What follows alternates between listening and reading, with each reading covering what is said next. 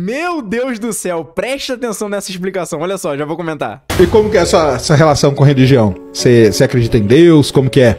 Eu penso assim, ó. Pra você acreditar em Deus, você precisa de muita fé. Você precisa ter uma fé exagerada pra acreditar que Jesus Cristo andou em cima da água. Uma fé grande. Pra acreditar na ciência, você precisa de fé pequena. Por exemplo, você precisa acreditar que 1 mais 1 é 2. Aí você consegue um monte de matemática daí. Você precisa acreditar que qualquer experimento feito no universo, em qualquer lugar, vai dar o mesmo resultado se as leis físicas forem a mesma.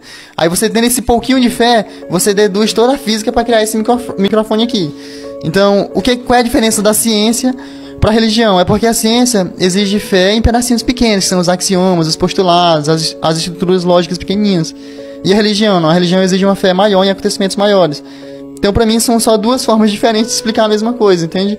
O pessoal fala assim, Deus não existe, mas pra mim não faz diferença, entendeu? Pra mim, Deus existe e ele explica muita coisa. Eu acreditando nele, explica muita coisa que eu não explico usando a ciência, por exemplo, entende? Tipo, a crença em Deus e nas coisas que ele pode ter criado não inviabilizam ou invalidam a ciência ter feito as coisas que ela fez com os avanços, né? Exatamente. E aí, você acha que as duas coisas conseguem conviver tranquilamente? Por exemplo, o microfone aqui, o homem consegue... Meus irmãos, o fato é que a ciência cada vez mais aponta para Deus. Tem muita gente que fala assim, não, mas a ciência, ela vai contra tudo. Não, isso é algumas pessoas de forma isolada e tal. Mas quando você olha mesmo para a ciência e começa a vasculhar as coisas a fundo, você vê que cada vez mais ela aponta para Deus. Porque chega um ponto que a ciência ela não consegue explicar mais nada. Mais nada. Ela explica até um certo ponto. Chega um determinado ponto que ela faz assim, e agora, né? E agora? E agora entra Deus.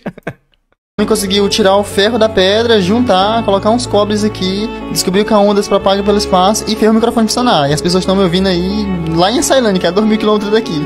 Então, claramente o homem dominou aqui, ele entendeu como funciona. Mas quando ele tenta descobrir o que é essa onda lá, quebrando ela um pedacinho menor, aí ela faz graça com a cara dele, porque ela se transforma em energia, às vezes transforma em matéria, e nunca foi explicado isso ao certo, né?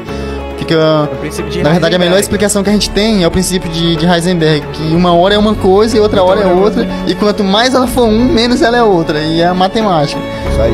Então, quando você tenta estudar de verdade, lá no limite, ainda é um mistério. Então, qual é a explicação pra isso? Aí seria Deus, por exemplo, porque nós não conseguimos mais. Tem uma hora que tem que parar, entende? Você acha? Exatamente. Poxa, perfeito, meus irmãos. Perfeito mesmo. Que vídeo maravilhoso, me marcaram aqui.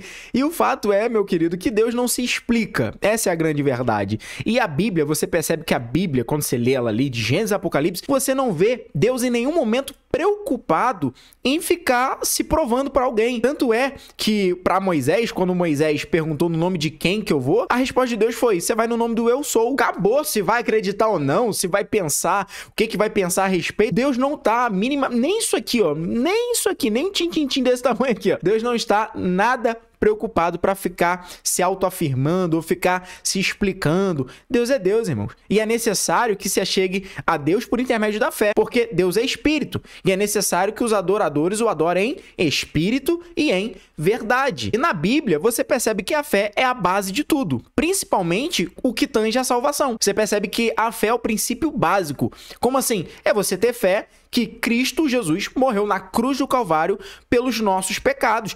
E por isso nos redimiu, nos lavou, nos limpou, é o nosso remidor, nosso redentor. E através da fé na morte salvífica de Jesus Cristo na cruz do Calvário, nós somos salvos também. Obviamente, as boas obras têm uma relação com essa fé, porque a Bíblia vai falar que a fé sem obras é morta, logo nós vemos que uma tem poder de anular a outra, mas isso é um papo para outro vídeo. O fato é que a fé é o princípio básico de tudo. Paulo vai escrever aos 2 Coríntios, capítulo 5, verso 7, se não me falha a memória, que vivemos por fé e não pelo que vemos. Então, assim, não perca seu tempo tentando explicar quem que é Deus, tentando provar. Nem Deus se preocupou com isso e não se preocupa até hoje. O fato é que precisa ter fé em Cristo Jesus. Senão seria muito fácil, né, meus irmãos? Olha que eu vi, né? Eu vi. É claro que eu já vivi coisas, já passei por coisas que não tem como explicar. A única explicação é ser Deus, né? Quando Deus usa alguém para revelar algo que só você sabe, ou só você falou com Deus em uma oração, entende? Não tem como. Mas tudo isso parte o quê? Do princípio de você ter a fé. É claro que, em algumas ocasiões específicas, de modo algum eu vou limitar o poder de Deus,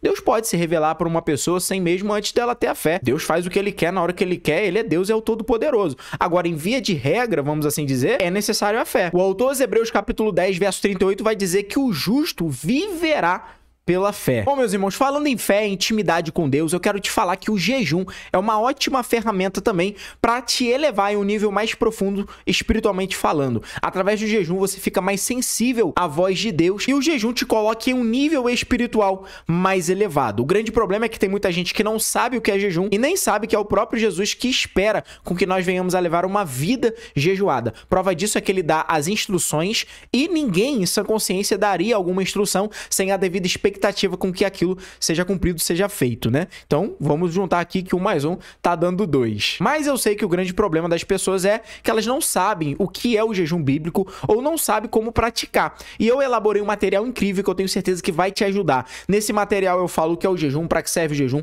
por quais motivos jejuar, como inicia o jejum, como finaliza o jejum. Jejum não é barganha com Deus. Falo tudo acerca do jejum. E o mais legal é que você lendo, você já consegue colocar em prática de imediato. Entra aí no meu perfil, clica no link da biografia, segue o passo a passo e a gente se vê lá. No mais é isso, tamo juntos, somos um More Bible, mais Bíblia.